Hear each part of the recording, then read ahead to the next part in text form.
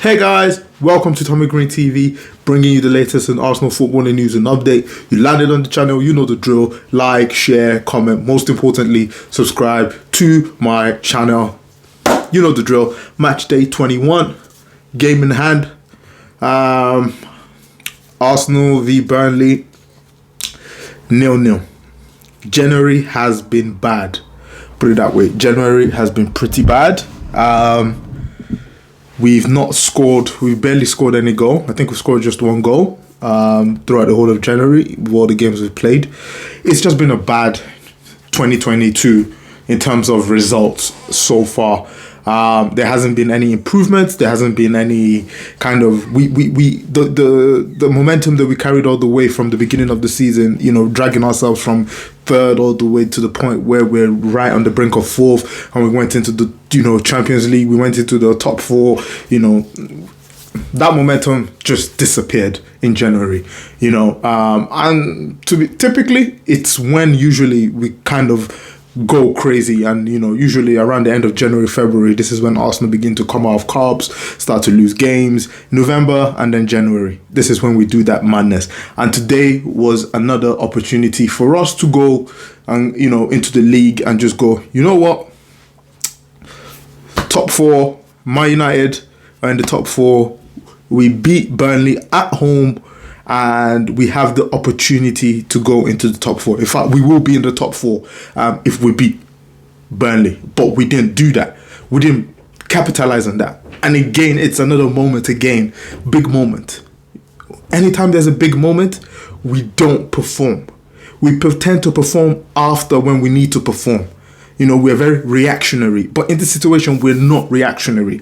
We've come out of the FA Cup to Nottingham Forest. We got beat tamely by Liverpool in the Carabao Cup semi-final. And now where we needed 3 points, again, where we needed to pick up pick up ourselves and go, what, this is the time that we need to do this. And it's just the same. And at this point, you just have to look, and you have to blame the manager a bit, because we knew a lot of these things would happen. And I don't understand why we've loaned out players when we shouldn't have loaned out players. We loaned out Maitland-Niles when we shouldn't have loaned out Maitland-Niles. We still have Xhaka who's making mistakes. We played Thomas Partey against, Liverpool when he just came back literally on the same day. Why were we doing all of this kind of stuff? And then even if we don't have all of those players, that's fine. I still expect us to be able to have... We have players. We have Chambers that we can play defensive mid. We have, or he can play at right back. I didn't like seeing Ben White at right back. He did well. I'm not saying he didn't do well, but it's not something that you could tell. It's not. He's a centre back. Do you understand what I mean? You could have even put him in, the defensive mid role. And, at the end of the day, it just didn't work. It didn't work. Even if you didn't want it, you could play Tavares on the right. Whatever, he's two-footed. He could play on the right. He could cross. He's a wing. He's a wing back. Mistakes that were made, and I don't want to hear that we don't have players. We're supposed to be Arsenal. We have a big club. Yes, we have players that don't need to be here, but they're still here. We've sent out Kolasinac. That's it. He's gone. We didn't need to send out Maitland-Niles. We did, but we've still got Chambers who can play as a defensive mid. So we could have played 4-2-3-1 instead of Lokonga by himself. We didn't have creativity. I don't understand why we're playing Odegaard and Smith Rowe. It just doesn't work. The balance was off. The team was off. It didn't work against Liverpool, so why will it work against Burnley? You know what Burnley were about. You came with a plan to load the ball into the box. Literally just crosses after crosses after crosses after crosses. Burnley have got big players. We don't have a target man in the box. So what are we doing going to the flanks? They played 4-4-2, and they literally compacted themselves in the middle of the pitch. Now, the few times that we created opportunities is when we played intricate passes. Why are we going to the wings and crossing and crossing? We had like 12, 13 corners, and they dealt with every single one of them. We don't have the players to be playing that type of game. So why did we switch from what has been working for us to something that hasn't worked? And it's just another. It literally is where we need to perform. We didn't perform again. We've had the whole of January, basically. This whole of January was a point where we needed to perform, and we just didn't. It was a lethargic display. There wasn't any urgency. There wasn't any desire.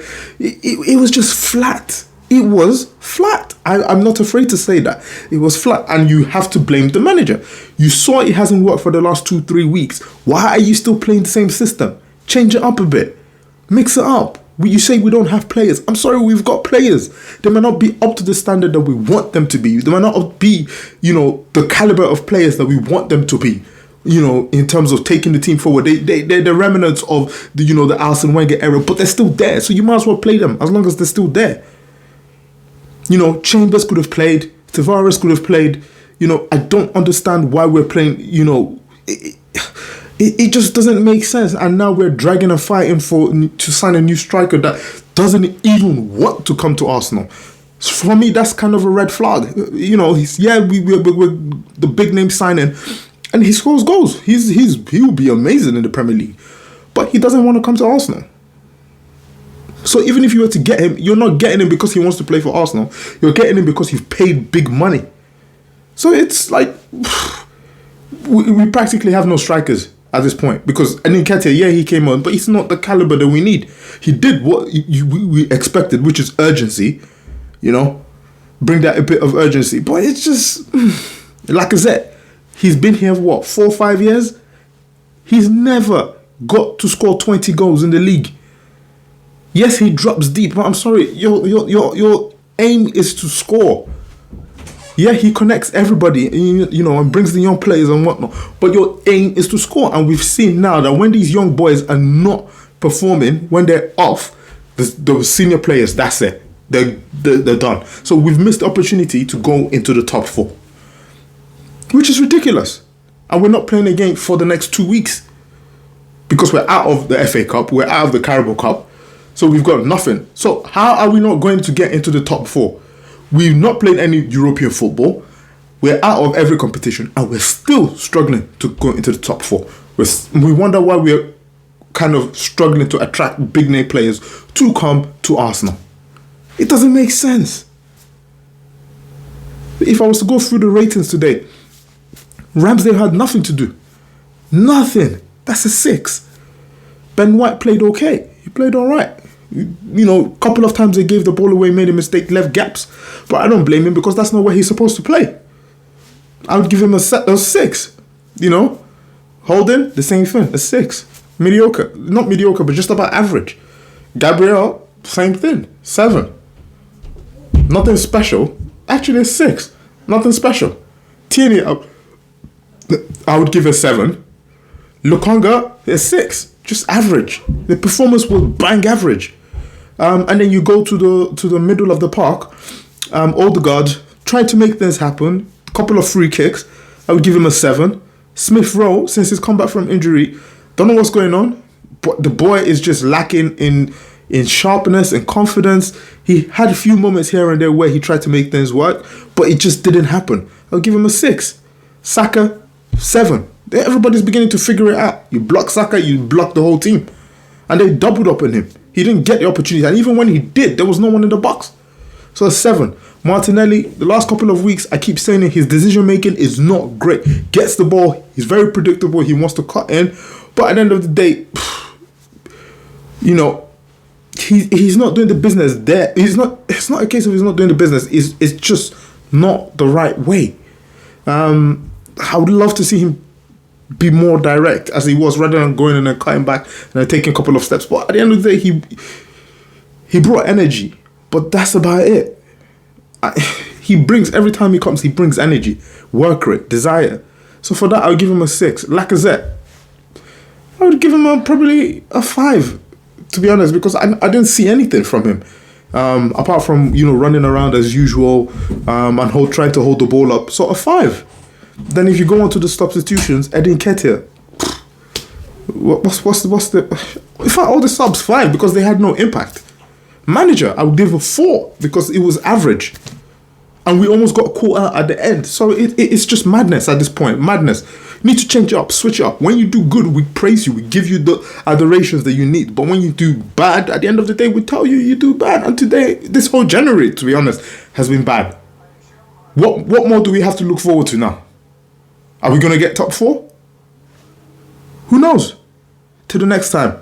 Let's get it.